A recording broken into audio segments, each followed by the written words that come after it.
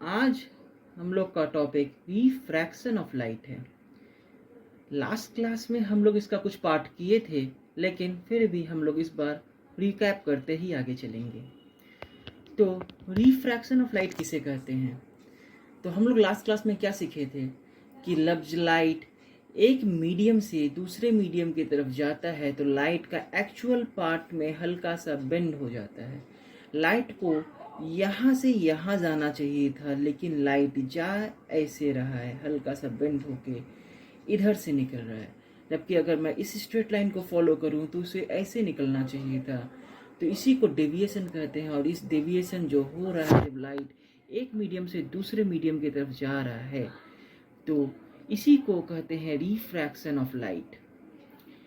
यहाँ पे दो मीडियम की बात हुई। एक मीडियम होता है रेयर मीडियम, दूसरा मीडियम है डेंसर मीडियम। रेयर मीडियम वो मीडियम होता है जिसकी डेंसिटी कम होती है डेंसर मीडियम की तुलना में, और डेंसर मीडियम का डेंसिटी रेयर की तुलना में ज़्यादा होती है।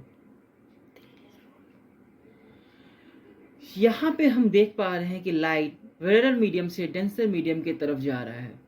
यहाँ पे रेयर मीडियम कुछ भी हम ले सकते हैं, जैसे एयर, और डेंसर मीडियम मान लेते हैं वाटर है यहाँ पे।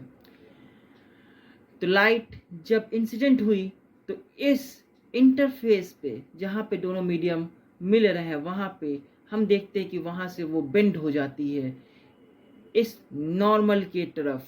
जब लाइट रेयर मीडियम से डेंसर मीडियम की तरफ जाती है तो लाइट नॉर्मल की तरफ बेंड हो जाती है, और वहीं जब लाइट डेंसर मीडियम से रेयर मीडियम की तरफ जाती है तो नॉर्मल से दूर भाग जाती है, नॉर्मल से अवे बेंड हो जाती है।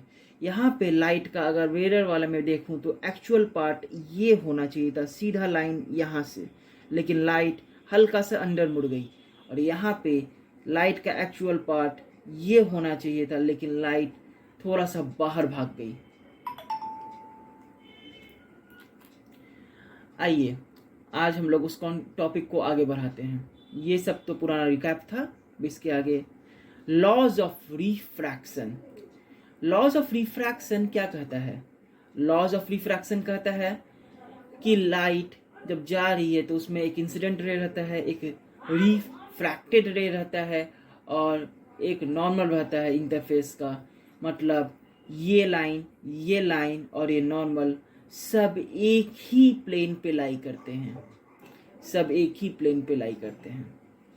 दूसरा लॉ ये कहता है कि इस एंगल ऑफ इंसिडेंस एंगल का साइन का रेशियो अगर हम रिफ्रैक्टेड एंगल का साइन के साथ निकालते हैं तो वो एक कांस्टेंट होगा।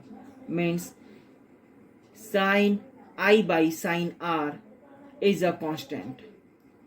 Sign i by sine r is a constant, और इस कांस्टेंट को कहते हैं रिफ्रैक्टिव इंडेक्स।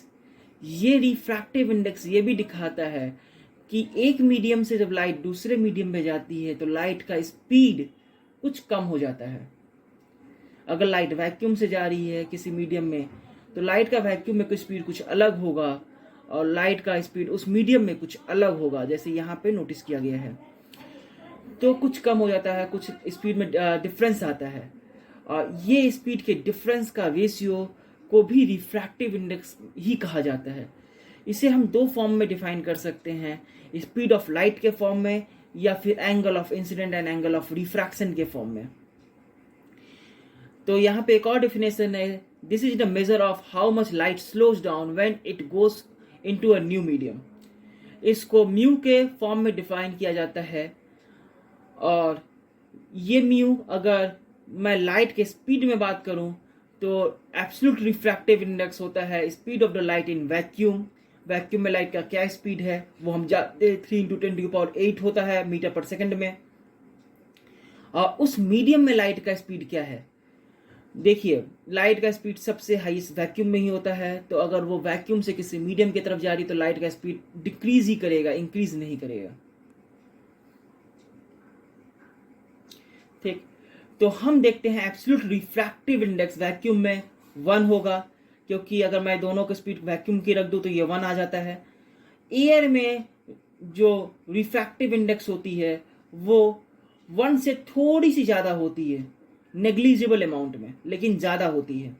वाटर का रिफ्रैक्टिव इंडेक्स 1.33 होता है, आइस का रिफ्रैक्टिव इंडेक्स 1.31 होता है, ग्लास का रिफ्रैक्टिव इंडेक्स 1.5 के लगभग आता है, और सबसे हाईएस्ट रिफ्रैक्टिव इंडेक्स डायमंड का होता है। इसलिए हम लोग देखते हैं कि डायमंड कॉन्टिन्यूअस स्पार्कल कर रहा है, वो चमकता रहता है क्योंकि उसकी रिफ्रैक्टिव इंडेक्स सबसे ज़्यादा है। और रिफ्रैक्टिव इंडेक्स ये प्रॉपर्टी होती है उस मटेरियल की जो बदलती नहीं है। अब हम लोग देख रहे हैं refraction through a thick glass slab. यहाँ पे ग्लास स्लैब ये है और इसके सिवा जो बाकी का मटेरियल है वो एयर है, सिर्फ बाकी सब एयर है और ये है ग्लास स्लैब। यहाँ हम लोग लाइट इंसिडेंट कर रहे हैं ग्लास स्लैब के ऊपर, तो ये हमारा एयर है, ये हमारा ग्लास स्लैब है। तो यहाँ लाइट ट्रेवल कर रही है रेयर मीडियम से डेंसर मीडियम की तरफ। तो यहाँ पे हम लोग दो इंटरफेस देखते हैं, एक एयर टू ग्लास और दूसरा इंटरफेस होता है ग्लास टू एयर। तो पहला जो इंटरफेस है जो एयर टू ग्लास है, जिसमें रेयर मीडियम से डेंसर मीडियम की तरफ लाइट ट्रेवल कर रही है, तो लाइट हमेशा नॉर्मल की तरफ बेंड खा जाती है। यहाँ लाइट को ऐसे जाना चाहिए था लेकिन लाइट हल्का सा डेविएट हो गई और नॉर्मल की तरफ बेंड खा गई। फिर जो लाइट वहाँ उस ग्लास के अंदर स्ट्रेट ट्रेवल करेगी, फिर जब दूसरे इंटरफेस पे पहुंचेगी जो ग्लास से एयर की तरफ है, तब लाइट फिर से एक बार रिफ्रैक्ट करेगी और इस बार वो डेंसर से रेयर की तरफ जा रही है, तो away from the normal bend करेगी। जब light away from the normal bend कर रही है तो हम देख रहे हैं कि अगर वहाँ पे हम ग्लास नहीं लगाए होते तो लाइट का एक्चुअल पार्ट कुछ ऐसा था, लेकिन ग्लास लगाने की वजह से लाइट का एक्चुअल पार्ट कुछ ऐसा हो रहा है। तो यहाँ से यहाँ तक का एक दूरी आ रही है, इस दूरी को हम लोग लैटरल डेविएशन कहते हैं और ये refraction through a thick glass slab में हम लोग को दिखाई देता है। यहाँ पे मैंने उसका एक डायग्राम भी दिखाया है कि लाइट कैसे डेविएट हो रही है। लाइट का एक्चुअल पार्ट ये होना चाहिए था लेकिन लाइट हल्का सा डेविएट होकर जा रही है। अब हम लोग आगे करते हैं टोटल इंटरनल रिफ्लेक्शन। यहाँ देखिएगा ये रिफ्लेक्शन लिखा हुआ है न कि रिफ्रैक्शन। मतलब यहाँ पे हम देखते हैं जब लाइट डेंसर से रेयर की तरफ जा रही है तो वो away from the normal bend करती है। तो अगर मैं इंसिडेंट एंगल जिसको मैं θ1 से लिखा हूँ या θi लिखा है उसको मैं बढ़ाता चला जाऊं तो एक ऐसा एंगल आएगा जहां पे ये रिफ्रैक्टेड रे का जो एंगल आ रहा है, मतलब एंगल ऑफ रिफ्रैक्शन आ रहा है, वो इतना बढ़ जाएगा कि ये लाइट इंटरफेस से पास होने लग जाएगी जैसे यहाँ हो रही है। तो इस एंगल को θc कहते हैं, मतलब क्रिटिकल एंगल, मतलब वो एंगल ऑफ इंसिडेंस जिसमें लाइट अपने इंटरफेस पे पास करने लग जाए उसे क्रिटिकल एंगल कहा जाता है। क्रिटिकल एंगल इसलिए कहा जाता है क्योंकि अगर उसके बाद मैंने अगर एंगल ऑफ इंसिडेंस को हल्का भी बढ़ाया तो लाइट रिफ्रैक्शन करना छोड़ देगी, वो रिफ्रैक्शन नहीं करेगी, वो रिफ्लेक्शन करने लग जाएगी। वहां पे समझो अगर मैं ये समझता हूँ ये एयर है, ये वाटर है, वाटर कोई ग्लास जैसा बिहेव नहीं करता, लेकिन अगर वो क्रिटिकल एंगल के बाद हम लोग उससे रिफ्रैक्शन कराने की कोशिश करें डेंसर से रेयर की तरफ, मतलब वाटर टू एयर की तरफ, तो वो ग्लास की तरह बिहेव करने लग जाएगा कि वाटर ग्लास की तरह बिहेव करेगा और वहां हम लोग रिफ्लेक्शन देखेंगे न कि रिफ्रैक्शन।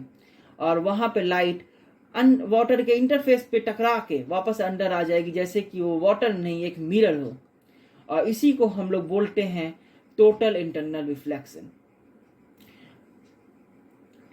ये इसका हम लोग कहीं ना कहीं एप्लीकेशन अगर जानना चाहें तो वो होता है ऑप्टिकल फाइबर्स में। उसका एक एप्लीकेशन होता है होममेड टॉयज जिसमें लाइट का यूज़ किया जाता है डेकोरेटिव आइटम्स के लिए, जिसमें लाइट अंदर ही ट्रेवल करती है, बाहर नहीं निकल पाती है, कुछ ग्लास फाइबर्स होते हैं उसमें। तो टोटल इंटरनल रिफ्लेक्शन का डेफिनेशन ये है, total internal reflection is a phenomena in which waves arriving at the interface या boundary from one medium to another, e.g. from water to air, is not refracted into the second external medium but completely reflected back into the first internal medium. Total internal reflection तभी संभव है जब angle of incidence critical angle से ज़्यादा हो, और critical angle में अगर एंगल ऑफ इंसिडेंस होगा तो उसमें एंगल ऑफ रिफ्लेक्शन 90 डिग्री होता है, एंगल ऑफ रिफ्रैक्शन उसमें 90 डिग्री होता है अगर थीटा आई थीटा सी के बराबर होता है। तो क्लास आज के लिए इतना ही। Thank you.